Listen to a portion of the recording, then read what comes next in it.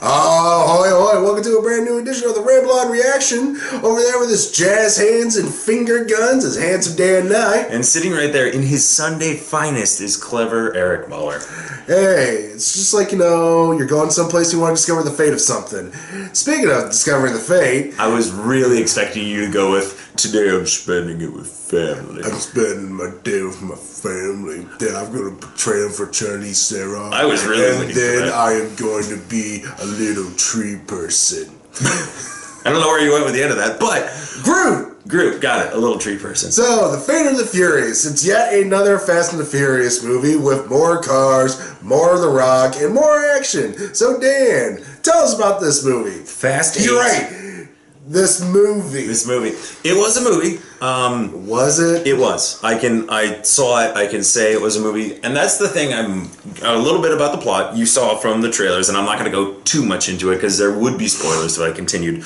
But you have, in the trailers, you see Dominic Toretto. His family is most important. I can't distinguish my Vin Diesel from my Stallone sometimes. Right. But the family's most important to him. He betrays it in the trailer. You see that. So that's a good majority of the movie. Kind of. But it makes sense in the movie once you see it. About halfway through, you figure out what it is. It's a twist. They show you. It's an obvious twist, I'm guessing.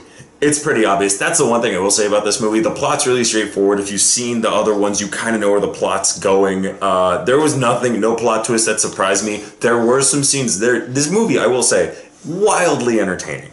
You like car chases, you like fight scenes. At this point in the franchise, you know what you're getting into. It's the things. So how much longer until they're in space, you'd say? I would say 2 movies. I'm putting them in space by 10. So like 9, it's going to be the Under the Seas? Possibly.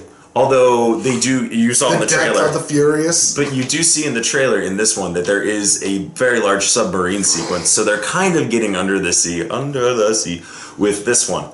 But that's the thing. I think that you know what you're getting into with this franchise. But to their credit, they are adding things that are playing well. Like, I did enjoy Charlize Theron.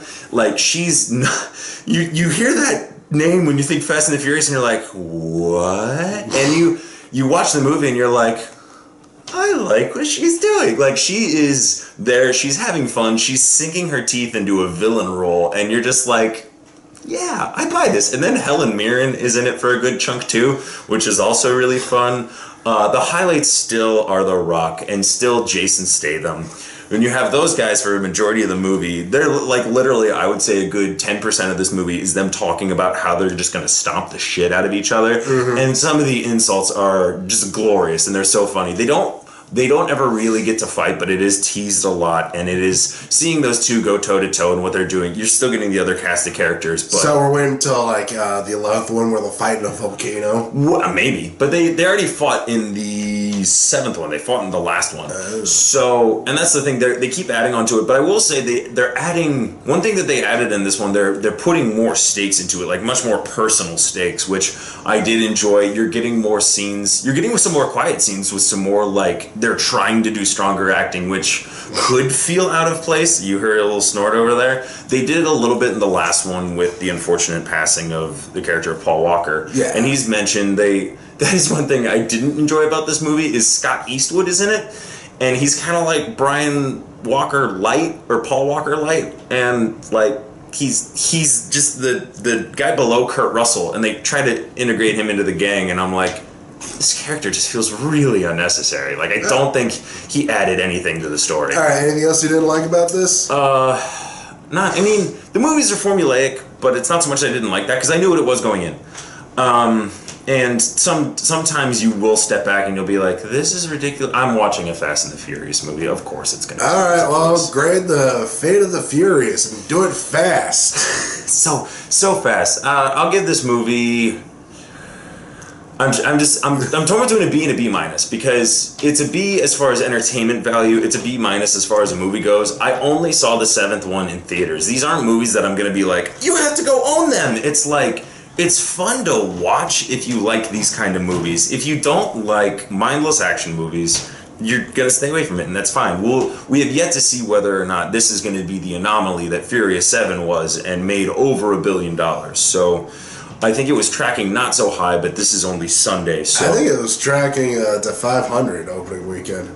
No, well, that's really high. 500 total, like worldwide? Yeah, I think so. Oh, okay. I thought you meant like domestic. I'm like, that's silly. No, not this Sunday.